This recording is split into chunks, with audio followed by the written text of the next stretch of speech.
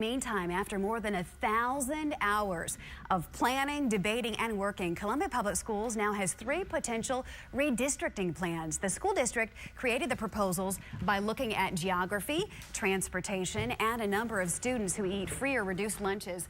Nobody at the meeting supported or rejected the plans today. Superintendent Chris Belcher says having 3 options, however, will help move this process forward. It depends on your perspective. If you value that we want to have schools that are more balanced in socioeconomic status, you're certainly going to argue for probably, I think it was C, that has the most balance. So, I'll tell you what, Don Legwig is here. He is the chair of the Boundary Committee. A lot of people asking a lot of questions about those 3 plans that were unveiled today, and you have the toughest job in the world. Oh my goodness, I can't imagine all the phone calls that you are fielding about this. Let's start with option A. Tell us briefly about some of these options. Well, option A has been designed to consider the effect on elementary school boundaries as they feed into the intermediate schools as well as the high schools. And each option was designed independent of each other.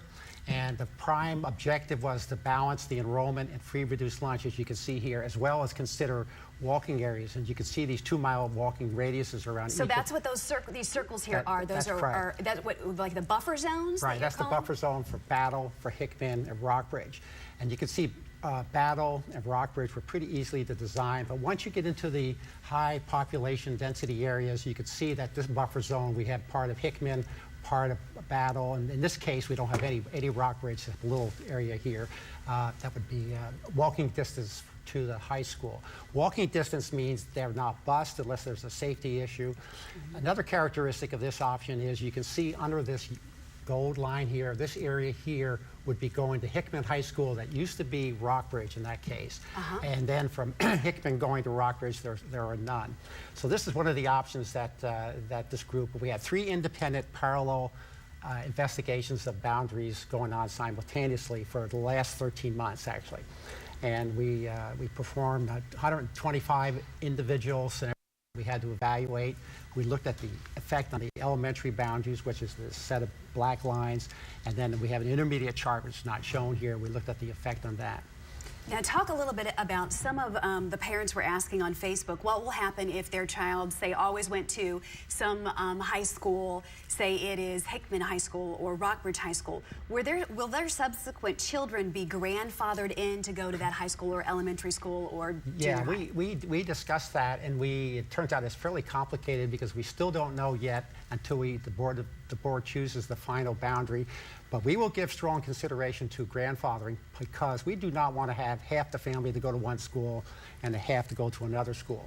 So we've had emails saying we still want to go to Battle regardless. Some families don't care if their kids are split.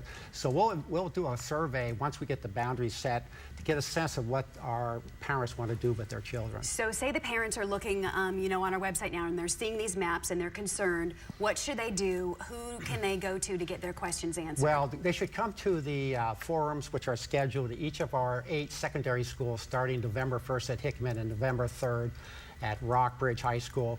And then the following week are the junior highs, and the following week after that, the middle schools. Alternatively, they can get on our website, and there's a spot where they can enter comments as they see this map. And there's a path that's given their address will show them where they live. For example, if they're there, it'll show Hickman High School or the intermediate schools. The third one is that we're dropping off on every K-12 school a set of maps and comment cards. We're going to collect them. At the end of the month, we are going to have a decision which 2 of the 3 we're going forward to the board. And it's all going to be based on the comments and feedbacks that we get from the parents. So feedback is key. Last question. Absolutely. What if one child starts, say, in Rockbridge High School? Will they have to leave Rockbridge High School to go to another school? Well, the effect on Rockbridge is minimal compared to Hickman. But yes, if there's a child at Rockbridge, for example, rising 9th grades will go either to Hickman, Rockbridge, or Battle. If you leave the the junior high schools, they'll also go to Hickman, Rockbridge, or Battle. If you're in 11th grade, they could either go to Hickman or Battle High School, and that's a concern with a lot of families. But the new Battle High School will have grades 9 to 11 only, so it'll be the first graduating class 2 years from now. There are 3 plans. These are posted on our website. Right. You saw just one of those plans. There's also B and C plans as well.